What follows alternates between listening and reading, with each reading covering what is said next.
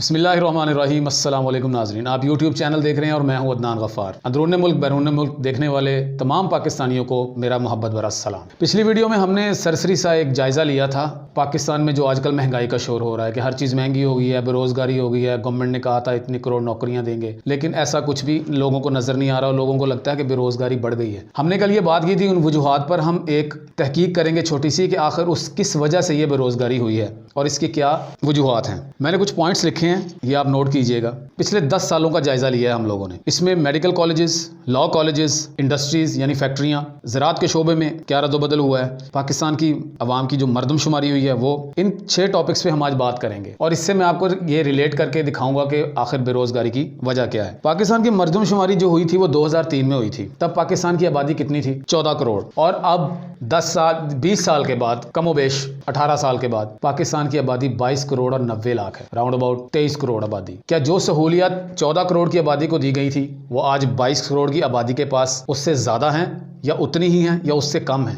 ये इसका आज हम जायज़ा लेंगे। सबसे पहले आते हैं स्कूल्स पे। किसी भी मुआशरे में रोज़गार का सबसे बड़ा जो ज़रिया होता है वो तालीम होता है। लोगों के पास तालीम होगी तो रोजगार होगा, टेक्निकल एजुकेशन होगी तो रोजगार होगा। कोई वकील बनेगा, कोई डॉक्टर बनेगा, कोई टीचर बनेगा, कोई इंजीनियर बनेगा। उसके हिसाब से फिर उस मुल्क में या उस माशरे में इंस्टीट्यूट्स आते हैं, इंडस्ट्रीज आती हैं, जिससे लोगों को रोजगार मिलता है और लोग कमाते हैं। इस्लामाबाद प्लानिंग कमीशन 2003 की रिपोर्ट में आपके साथ शेयर कर रहा हूं। पाकिस्तान में प्राइमरी स्कूल्स की तादाद 1,70,000। पूरे पाकिस्तान में प्राइमरी स्कूल्स 1,70,000। उसमें स्टूडेंट्स कितने थे? तालिब इल्म 2 करोड़। टीचर्स कितने थे? असातिज़ा किराम 2,35,000। मिडिल क्लास में आ जाएं, मिडिल का जो हिस्सा था उसके 1,09,000। तालिब इल्म कितने थे? 39 लाख। असातिज़ा कितने थे? 1 लाख। सेकेंडरी लेवल पे आ जाएं, 1,02,000 इंस्टीट्यूट थे, 1,02,000 पूरे मुल्क में। तालिब इल्म कितने थे? 1,70,00,000। स्टूडेंट असातिज़ा कितने थे? 16,05,000। और आज 2021 इन इदारों की तादाद कमोबेश कुछ हज़ार बढ़ा लें उतनी ही है और आबादी 14 करोड़ से 23 करोड़ हो चुकी है। किधर जाएंगे वो बच्चे, किधर जाएंगे वो लोग? ये सिर्फ गवर्नमेंट सेक्टर की मैं आपको बात कर रहा हूँ कि सरकारी स्कूल। हमारे हुक्मरानों ने स्कूलों में इजाफा नहीं किया किसी किस्म का। एक दफ़ा हक़ाइक़ की बात कर लेते हैं। लॉ कॉलेजेस यानी ये जो हमारे वकील भाई हैं, इनके कम अज़ कम लॉ कॉलेज जो हैं वो 150 हैं। 150 लॉ कॉलेजेस यानी ये वो हैं जो रजिस्टर्ड हैं। मुझे नहीं लगता कि पाकिस्तान में सिर्फ 150 लॉ कॉलेजेस होंगे। जगह जगह पे तो लॉ कॉलेज बनाया हुआ था। वकीलों की तो भरमार हुई है हमारे इस पूरे मुल्क में। कचहरियों में आप जाके देखें या किसी भी जगह जाके देखें, और वकील हैं, उनकी इनकम का भी आपके सामने अंदाजा है कि वो बेरोजगारी की वो भी दुआइयां देते फिर रहे हैं। ठीक है, 150 इनके लॉ कॉलेजेस हैं। पंजाब में, सिर्फ पंजाब में जो रजिस्टर्ड एडवोकेट हैं वो 1 लाख से ज्यादा हैं। ठीक है, आगे इंडस्ट्रीज में आ जाएं। टेक्निकल यूनिवर्सिटीज जो हैं वो पाकिस्तान में, पाकिस्तान इंजीनियरिंग काउंसिल की रिपोर्ट के मुताबिक 11 यूनिवर्सिटीज़ हैं सिर्फ पूरे पाकिस्तान में। दुनिया टेक्निकल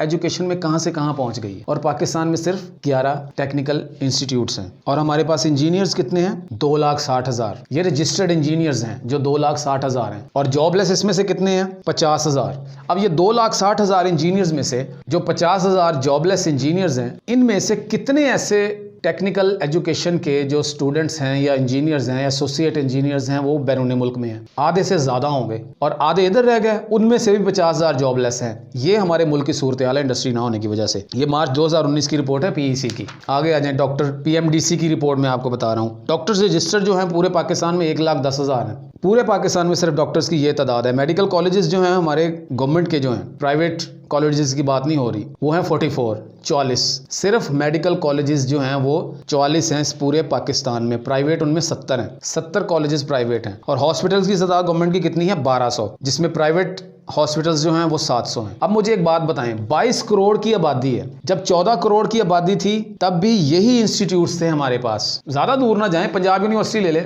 मैंने पंजाब यूनिवर्सिटी से जो है वो मास्टर्स की डिग्री की है और मेरा ताल्लुक डिस्ट्रिक्ट पाकपतन से है। अब मुझे बताएं कि पंजाब यूनिवर्सिटी पूरे कितने लोगों को अपने अंदर समा सकती है। एक पंजाब यूनिवर्सिटी है, फिर मुल्तान में जाएंगे इतनी दूर 500 किलोमीटर, फिर वहां पे एक ज़िक्रिया यूनिवर्सिटी है। इस तरह सरकारी इंस्टीट्यूट्स आप देख ले कितने हैं। लेकिन वैसे छोटी छोटी अपनों को नवाजने के लिए छोटे छोटे प्राइवेट इंस्टीट्यूट बनाए हुए हैं। उसमें से धड़ाधड़ स्टूडेंट्स जो हैं वो डिग्री देके भेड़ बकरियों की तरह रेवड़ में शामिल किए जा रहे हैं। दौड़ में लगे हुए हैं सारे। इसी तरह वकील बन रहे हैं, इसी तरह डॉक्टर्स बन रहे हैं। 36 लाख रुपया पेरेंट्स जो हैं वो लगा के पैसा अपने बच्चों को डॉक्टर्स बना रहे हैं कि फिर ये इनका फ्यूचर अच्छा हो जाएगा। लेकिन आगे हॉस्पिटल्स ही नहीं है, आगे जॉब्स ही नहीं है, वैकेंसीज ही नहीं है। इंजीनियर्स बन रहे हैं, एसोसिएट बन रहे हैं। जब 10 साल पहले की बात है, जब टेक्निकल एजुकेशन और इंस्टीट्यूट्स को बड़ा प्रमोट किया गया था, बड़े इंजीनियर्स बने, एसोसिएट इंजीनियर बने, कंस्ट्रक्शन का बड़ा काम होना है जी, इस मुल्क में ठप हो गया सारा कुछ, इंडस्ट्रियाँ सारी बंद कर दी गई, तो सारे इंजीनियर्स फिर बेचारे बैरून मुल्क चले गए। प्रॉब्लम ही ये है, 2.5 करोड़ बच्चा तो वैसे ही इस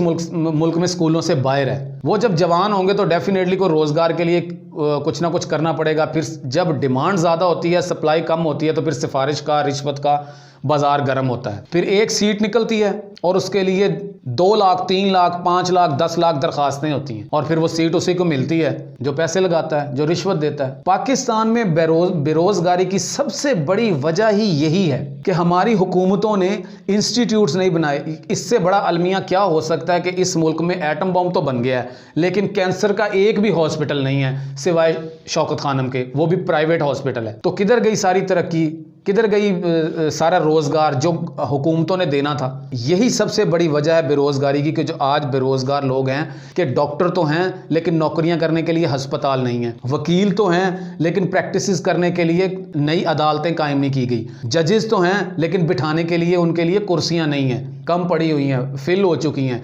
इंजीनियर्स तो हैं लेकिन यहाँ पे कंस्ट्रक्शन का काम नहीं हो रहा। काश्तकारी करने वाले लोग तो हैं लेकिन ज़मीनें नहीं हैं, क्योंकि हज़ारों लाखों एकड़ों पर तो वडेरों ने कब्जे किए हुए हैं, और रिसर्च भी किसी किस्म की कोई नहीं है। तो ये है सबसे बड़ी वजह बेरोजगारी की। ये फैसला अब आपने करना है। कॉमन सी और सीधी सी साफ सी बात है, मुझे समझ आ रही है, मेरे जैसे आम आदमियों को ये बात समझ में आती है कि आखिर यार हम अचानक तो इस जगह पर नहीं पहुंच गए, अचानक तो ऐसा कुछ नहीं हुआ ना। सोचने की बात है, माँ बाप अपने बच्चों को क्यों पढ़ाएं?